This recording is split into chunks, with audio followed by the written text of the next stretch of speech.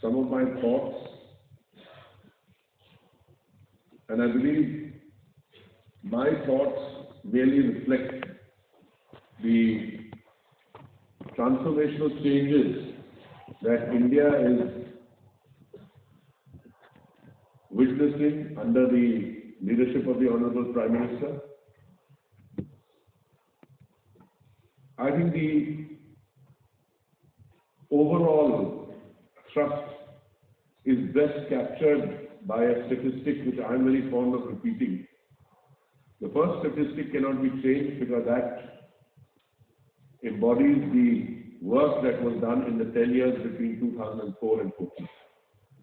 If you look at the individual schemes between 2004 and 14, which dealt or ostensibly were designed to deal with urban rejuvenation, those schemes individually and cumulatively put together account for an expenditure of something like 1,57,000 crores. You compare that to the work done on the last 9 years under the leadership of the Honorable Prime Minister. Actually, it's not even 9 years because the Prime Minister assumed responsibility in May 2014 and our schemes in effect started in June 2015. So I would say that the second figure is for really 8 years, but it reflects the 9 years of work. And that 1,57,000 crores now looks like 18 lakh crores. You just see the multiplier there. But it is not that multiplier that I base my confidence on. I base my confidence on what is going to happen in the period ahead.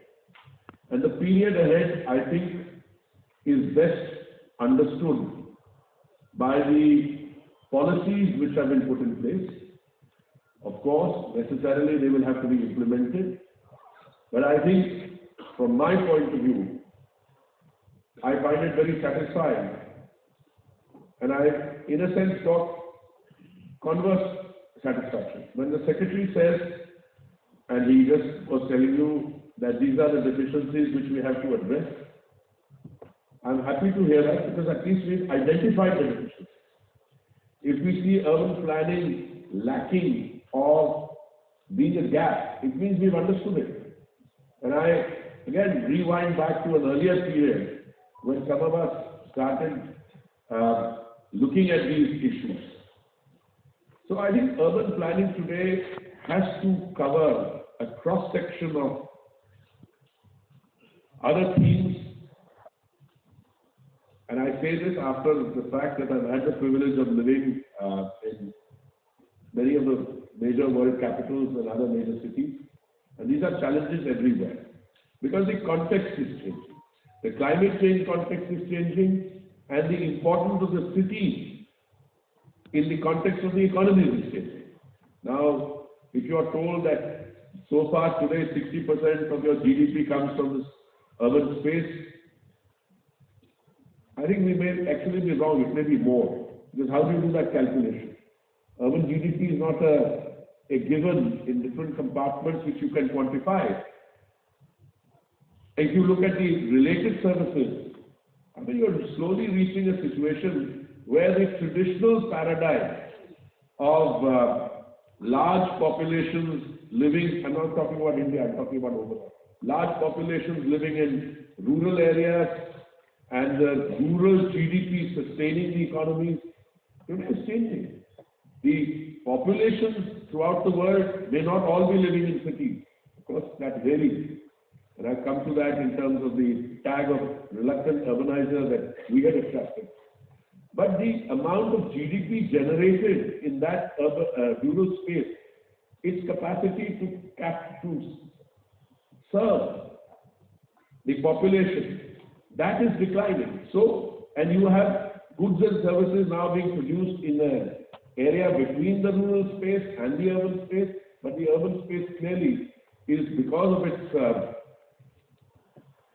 exponential growth and contribution to economic activity, you would reach a point where that 60 or 65 will become 70 or 75 or beyond that.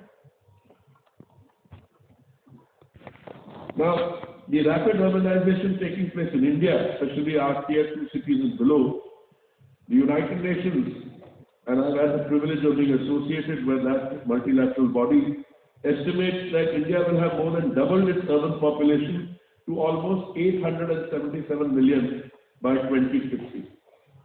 And that doubling of urban population, and you take that in the context of the Honorable Prime Minister's desire that we should be a Viksit or a developed nation by 2047, and you get a rough roadmap of what the modern or the new India or the India of 2047 or 2050 is going to be. And here, I think you come from that tag of being a reluctant urbanizer. I personally have always thought, because I've lived in cities like New York, Tokyo, Brasilia, London, etc. The reluctant urbanizer tag came from a mindset which did not understand the large base of our population. I mean, you shifted from 17% of population being urban in 1947 when the base was 350 million. Today, if your base is 1.4 billion, obviously, and the demographic shifts which are taking place, I mean, if you look at the 2011 census, 30%, 40%, 50%, you're going to be looking at an entirely new rebuilt India. And the evidence of that, I think, is available in terms of what's happening in the urban space, the kind of ecosystem that the government is trying. I mean, I'm acutely conscious of the fact that land is a state subject, but I think what the Modi government has demonstrated more than ever before, that with visionary central intervention and providing some catalytic finance, the central government can, given the fact that land and these are state subjects, still contribute to the development of an ecosystem which will serve us. Our ambitious large-scale schemes such as the Pradhan Mantri Awas Yojana, Urban Smart Cities Mission, Amrut, Swachh Bharat Mission, Swachh Bharat Mission 1 and 2, Amrut 1 and 2, I believe they've made a quantum jump and they have provided a significant improvement in the quality of life in our cities. Today, access to water and sanitation is no longer an objective. It is something that we have actually conceptualized, implemented, and all these basic rights, or what should be right, are in the process of being vigorously implemented. The schemes that my ministry has the privilege of dealing with, Pradhan Mantri Awas Yojana Urban, we've sanctioned 1.19 crore houses, 1.12 crore have already been grounded, and 75 lakhs or more have already been handed over to the beneficiaries. The Swachh Bharat Mission, the construction of almost 73.6 lakh individual and community toilets have made our cities and towns ODF. Solid waste processing has gone up from a meager 17% in 2014 to 76% today. Now, since we are also a vibrant and robust democracy, and social media and other avenues available to our citizens make it extremely easy, but I welcome it, of somebody turning around and saying, well, you're talking about Swachh Bharat, so mere ghar ke baahar to ye kooda pada hua hai. So I think the innovative thinking of providing an app where you can take a photograph, upload it, and somebody having to respond, perhaps we have, and this is a point I make to the Secretary, perhaps we need to do a little more prachar on that. Because what happened is the other day, a former minister turned around and sent me some pictures in a southern state. Not me, he sent it to the social media. And they said, bolega. It turned around when we made the inquiries that those lack of sanitation, if it can be called that, was actually on private land. I mean, somebody acquires private land, you have people there, you set up something, but the figures were inadequate. But we didn't take that as somebody challenging us. We took that more as a very good input, and we reached out to them and said, listen, these are the facilities. Oh, it's a state subject. And again, and the government in question wasn't ours. So I'm again making a deliberate point. And we said, please let us know if we can do something on that. And I think that kind of reverse naming and shaming, if I may be allowed to use that word, that is sinking into people's thinking. That, all right, a city is declared open defecation free, but you're not, that certificate of entitlement doesn't give it to you in perpetuity. Right? If you're not careful, you can lose that. And Secretary is aware, in my last year or so, I visited several states where I have been not happy. We sent teams. In many cases, we've got glib answers. And our response to that is not to say that don't give us glib answers. Our response to that is say, hey, you're running a risk. If after all that is done, you lose your ODS status, you have no one but yourself to blame. And there is a political cost to it as well. I know I'm perhaps belaboring the point, but I think that anyone, and most of you sitting here, know what the stakes are. And I think you also have the capacity to remedy. I mean, only yesterday we had another group of people who were the implementers. Today you are looking at it from the point of view of planning. But I have not known, and I have been around for a long time, at any point in our history where the importance of urban planning and the need to scale it up has been as strongly articulated as it is being today. Under SDM 2, 324 garbage dump sites have been fully remediated, resulting in the reduction of almost 424 lakh tons of waste. The Amrut mission had addressed basic social infrastructure, water, sanitation, public open spaces in 500 cities, by providing more than 1.4 crore water tap connections and 1.08 crore sewer connections. We have also initiated wide-ranging set of municipal reforms such as GIS-based master planning, online building permission systems, municipal bonds, and improved creditworthiness. Now, Amrut 2.0 is aiming further ahead by aspiring to make our cities water secure. It will expand the coverage from 500 cities to all statutory towns in India and provide 100% coverage of water supply to all households through 2.68 crore connections and 100% coverage of sewage in 500 cities through 2.64 crore connections. Those may be just the statistics, but I want to share with you my reading of what we're doing. When we started Amrut, we started with identifying 500 cities which had a population of over 1 lakh. And you had defined objectives. Clearly, we knew then that Amrut 2.1 did not cover more than 60 or 65% of our urban area. We were aware of that. But on the other hand, instead of being critical and saying, why don't you cover 100%? I mean, you have to make a beginning. And the fact is, when you had the confidence of covering 60%, you could also then go ahead and devise a scheme. And I have been very clear in my mind that schemes like this mean both. What? They mean a government plan, but they also require provisioning.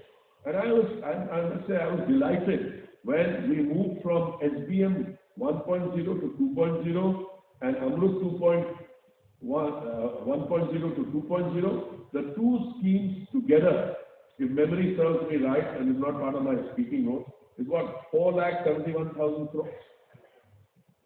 With that kind of provisioning and the kind of commitment and support I see coming from all of you, and the other meeting we had yesterday of our state government officials, etc., I am confident that the very crucial and fundamentally important objectives enshrined in these two fulcrum schemes, if I may call them that, because all your other schemes will fail if you don't get your sanitation right.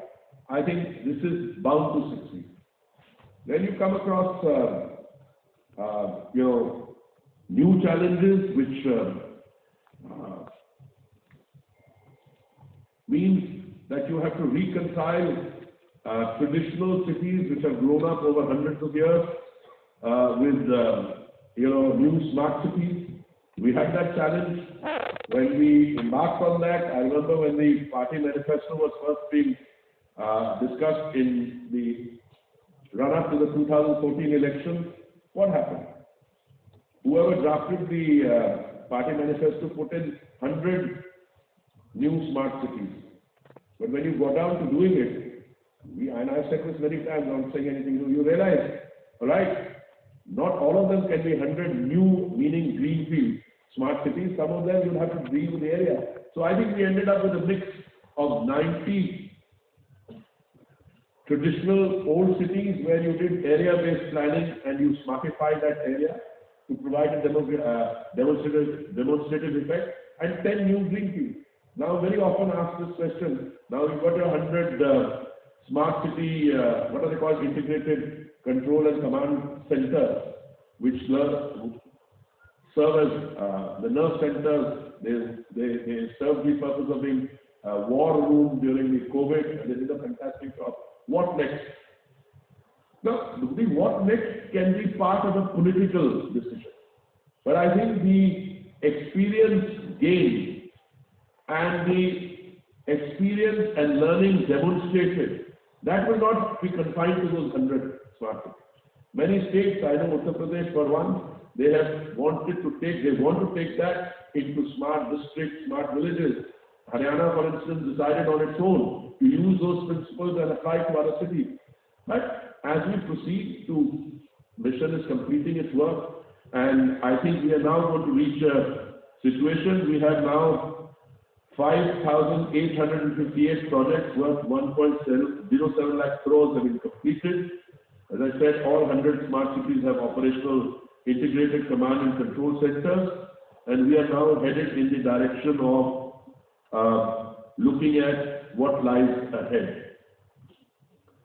I would be remiss if in the process of all this urban planning discussion and the kind of discourse we will have in the next 2 days, if I didn't mention urban transport. We have today the 5th largest metro network in the world, with about 860 kilometers of metro lines laid and operational. We have on the anvil 917 kilometers of metro line network more, when these 917 kilometers, which are scheduled to be completed according to a designated and fixed time purpose, and most of these projects are by and large on time.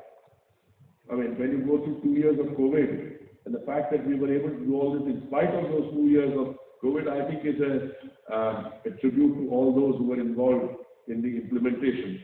We will at that point be the 2nd largest metro network in the world, way ahead of the Japanese, Korean, and even the Americans. Because I believe the Americans are something like 1,560 kilometers, and we would be probably 100 or 200 kilometers ahead of that. Last 2 years, a fair amount of attention has been given to implementing urban planning reforms, especially to make our cities attractive destinations for investment. I think that is a process that we need to accelerate. And I think state governments have benefited by funds received from the Department of Expenditure during 22-23 for undertaking urban planning reforms. Further assistance has now been extended to 2023-24 with an allocation of rupees 15,000 crores to implement various reforms. Those of you who are familiar with these figures will agree with me that this 15,000 crores is not insignificant, because here you are talking about reforms, and this is merely the incentivization to encourage state governments to go down that road. We have incentivized and prioritized reforms such as modernization of building laws, transit-oriented development, adoption of transferable development rights, integration of blue and green infrastructure through nature-based solutions, affordable housing through in situ rehabilitation, and increased capacity building and recruitment. Last year, the government constituted a high-level committee on urban planning to propose changes to urban planning in the country. Several initiatives and best practices have flourished across the country. These need to be widely disseminated and discussed so that they can be replicated in other cities. I'm going to fast forward and try and conclude by recalling that at the recently concluded Urban 20 Mayoral Summit, and I want to pause there for a minute, the very fact that we conducted a Mayoral Summit, which I think was the sixth in the series under our G20 presidency, that of course is part of the G20 presidency. But the number of cities that were represented by their mayors or city leaders and the outcomes that they came up with. I think the final outcome document is what? Endorsed by 92 cities, if my memory serves me right, and 58 of which are outside the country. And I was delighted to find that that endorsement has all the countries, from Brazil to the United States, Moscow, the governor of Tokyo, who happens to be the mayor, who's there. So the concept of the Indian experience and what's happening and how a developing country in transition like India, what it has to be done. Otherwise, it was a very clear, if you're a rich, developed country and you are well-developed cities, you're there. I have seen that transition taking place, but I think the real success story is that we have taken all those challenges. Earlier urbanization, I have not hesitated to say so, was regarded by previous political dispensations as something that was very challenging. The Prime Minister came along in May 2014, sees that as an opportunity, and the neglect of the previous period is now being substituted by comprehensive and concentrated attention. So I'm going to conclude by some ideas which I had put forth, some 9 key ideas around which the future of urban planning and governance needs to be conceptualized. Forgive me for repeating those, but in the 3 days that have lapsed between the U20 and now, there's no way I could have done any new or original thinking, and even if you say that most of my thinking comes from my colleagues and not me, neither could they have done in 2 days. So let me share, but I think those 9 ideas pretty well capture the current thinking in where we are placed. One is put citizens at the heart of urban policy. This is a continuous process integrated with the development cycle. It is not enough to solicit citizen input before a master plan. You have to constantly operationalize to do this. And I think it's best captured in the fact that all our processes in urban planning today, whether it's those of us sitting in the front row who are the part of the academic world there, or those whose inputs they receive, it's not that I got your input when I started it. No, the input when you started may not have captured that. So I think this putting citizens at the heart and constantly revising that in that sense makes a lot of sense, of course, without changing the fundamental parameters. Plan beyond traditional boundaries. Cities are no more aligned with administrative boundaries. Rapid urbanization has led to the emergence of new spatial forms like corridors, peri-urban conurbations, megapolises, etc. I must share with you a very interesting conversation I had with the governor of Tokyo. Since I speak a little Japanese, I asked her how big is the population of Tokyo, and she was very, she was saying 14 million. So I thought I heard it wrong, because I thought I heard 40 million. But then I started saying, how do you define a population of a, for instance, do you take the areas like Yokohama Greater Tokyo. I think Tokyo is 14 million. Then I just thought to myself, very few people around the world know, not many in India, that when you do your next calculation in a census, I don't think there's anyone who's dealing with Delhi will tell you that the Delhi population is less than 2 crores. Is there anyone, Sanjeev? I don't know. I think it will be more than 2 crores. And it says 20 million plus. Now, how many more challenges you have on this scale in the world where you're dealing with a transformation in a capital, not capital region. I mean, if you take your national, what do we call it, capital region planning board, then it's because you've got parts of Uttar Pradesh, Haryana.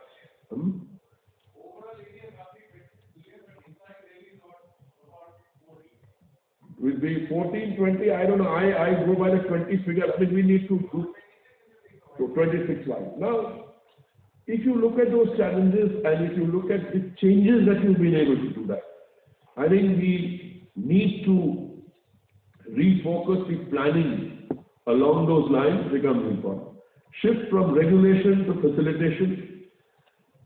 Now, I hope I'm not going to say anything. We need to get rid of the planner's mindset of imposing norms and rules.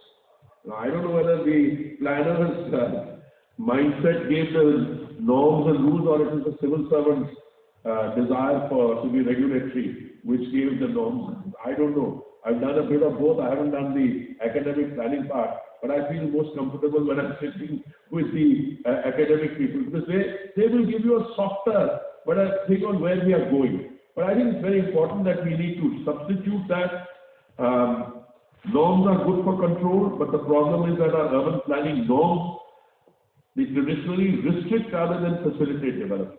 So since I have Professor Rao nodding, I think I haven't said anything which is going to get me into trouble later. Let us review provisions related to town planning, revenue processes, land administration, rent control to create a flexible and enabling environment for the market to innovate and flourish. Number 4, push for financial self-reliance of cities. I have said this all along. Where you have Swachhata, where you have pride in your urban neighborhood or your habitat, you find that your ability to collect